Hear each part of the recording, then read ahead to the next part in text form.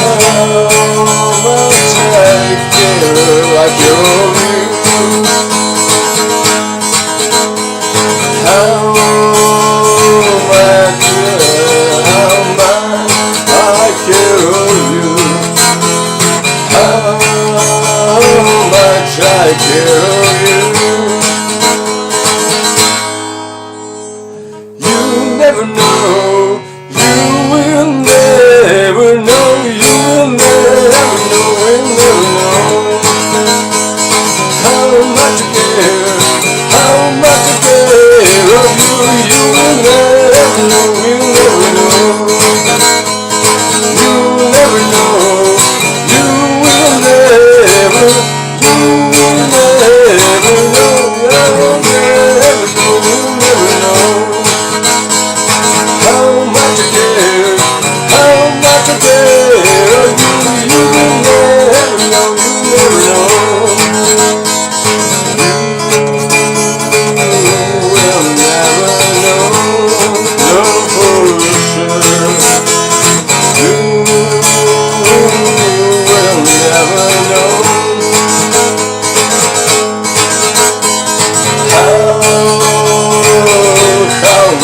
I care if